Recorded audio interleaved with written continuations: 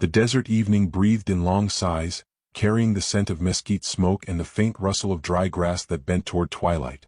Colors bled across the horizon, amber melting into violet, shadows stretching like old scars across the land.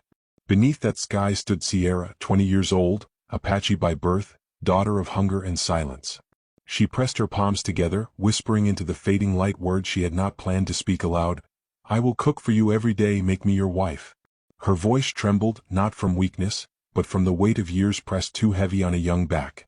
Who could hear such words in this wilderness, and what would they mean when spoken by a woman already marked as outcast? Dallas heard them. 30 years carved into the lines of his face, not from comfort but from dust, solitude, and the shame he carried like a saddle too heavy to throw down. His boots rested in the dirt, hat tilted low, yet his ears caught every syllable that floated across the evening air. He studied her as one might study a river one isn't sure is safe to cross, wary, hesitant, but unable to turn away. Why would she offer herself so quickly, so plainly, when the world had taught women like her to keep quiet, to hide in shadows? He did not answer, not yet. Silence was easier for a man who had been judged by every word he'd ever spoken. Sierra's dark eyes held a flicker of defiance, though her body trembled. She had lived through winters without firewood, summers without shade. Her people had been scattered, pressed against borders of towns that spat at their names. She had learned to survive on roots, on the thin mercy of strangers who bartered cruelly for her baskets and herbs. Still, loneliness gnawed more bitterly than hunger. To bind herself to a man was not desperation alone. It was a plea for dignity, for the fragile dream of waking each morning with purpose beyond survival. Yet as Dallas's silence stretched, shame rose in her throat like smoke. Had she asked too much of a man who owed her nothing? He turned away, boots grinding gravel, leaving her words behind like ashes on the wind. She watched him go, her hands empty, her voice retreating into the cage of her chest. But he carried the sound with him, unsettled by how it clung to the air. Dallas had always lived apart, half-blood among ranchers, mistrusted by white townsfolk, unwelcomed by the tribes. Years ago, a duel by the saloon doors had marked him further. Whispers of hot temper and reckless hand had never faded, even though he no longer raised his gun in pride. That loneliness was armor, but Sierra's words had slipped through a seam. Why did they echo when so many others had passed him by? 2 days later he found her again by a stream curling through pale sand. Her torn dress clung to her knees as she bent to wash, fingers raw from scrubbing fabric against stone. The water caught bits of moonlight, glittering around her like fragile silver. Dallas stopped, silent, watching the way she fought even the smallest task with quiet persistence. Without speaking, he reached into his saddlebag and placed a half loaf of bread on a rock near her. He didn't wait for thanks. He turned, ready to leave, but her hand caught the bread as though it were life itself, and for a moment her eyes softened, almost startled that kindness could fall into her hands without cost. He rode on, yet he felt her gaze follow him, a thread stretching between two people who had never asked to be bound. When Sierra next followed him into town, the sun was harsh, revealing every crack of dust on her skin, every loose thread of her dress.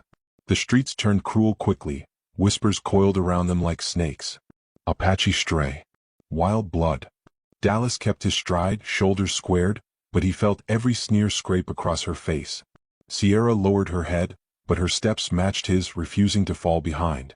The space between them seemed fragile, filled with questions neither dared to voice. She almost reached for his hand once when a boy spat near her feet, but she stopped, afraid of what the town might do if they saw her touch him. Instead, she walked on, swallowing the sting of rejection that clung to her like dust. By the fire at night, the world softened. Dallas let her cook beans in his tin pot, mend the tear on his shirt with nimble fingers that worked without complaint. He never asked her to, but she offered, and he allowed it, not as duty but as a silent exchange. In return, he showed her how to guide his second horse with a steady grip. The first time she managed a short trot, laughter escaped her lips, bright and sudden. Dallas glanced up, startled, realizing he had not heard such a sound in years. From then on, gestures became their language. Sierra setting his plate first, Dallas ensuring her blanket lay closest to the fire. Neither called it affection, yet both felt the ground beneath them shifting. It could have stayed that way, quiet survival stitched together by small mercies, if not for the return of an old rival. Jed Carver, a rancher with a swagger sharpened by cruelty, spotted Sierra one afternoon as she gathered wood near Dallas's camp. His smirk carried the weight of venom. "So this is what you've come to Dallas?" he sneered, spurs biting into dirt. Taking in an Apache stray to warm your fire? His words lanced the air, crude and heavy, meant to shame. Sierra froze, her hands tightening around the bundle of sticks until her knuckles whitened. She had known mockery, but hearing it tied to Dallas cut deeper. Her worst fear unfurled. She was a burden, an embarrassment he would one day cast aside. Dallas's jaw hardened, his fists trembling. Once he would have drawn steel, ended the insult in blood. But years had taught him the cost of pride. He stood silent, turning his back on Jed's poison, refusing to give him the fight he wanted. Jed spat and rode off, laughter trailing like dust in the air. That night, Sierra sat by the fire, her voice low, fragile. Why didn't you strike him? Dallas's eyes stayed on the flames.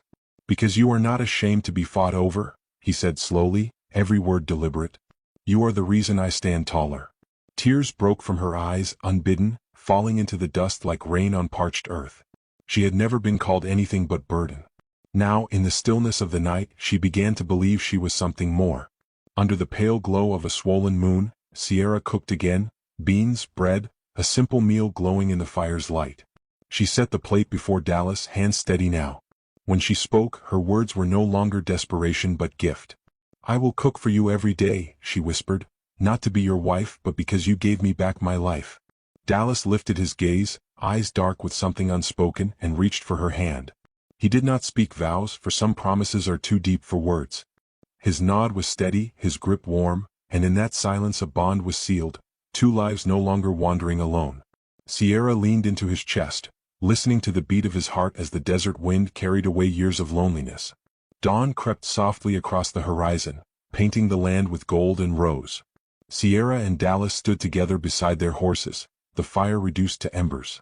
Ahead stretched miles of open land, not empty now but filled with the promise of a shared horizon. Their story was not yet complete. Storms would come, judgments would linger, but something unbreakable had begun. Perhaps it was love, though neither spoke the word. Perhaps it was survival made gentler by another soul's presence. Whatever name it carried, it was enough to keep them moving forward. And if you, listener of this tale, ever find yourself heavy with rejection, remember this. The gentlest hands, the quietest kindnesses, can change the shape of a life. Sometimes salvation arrives not in grand gestures, but in bread shared by a fire, in laughter stolen under the moon, in the steady nod of a man who chooses not to fight, but to stay. In the end, Sierra and Dallas remind us that dignity, once given and received, can turn even the harshest desert into a land of belonging.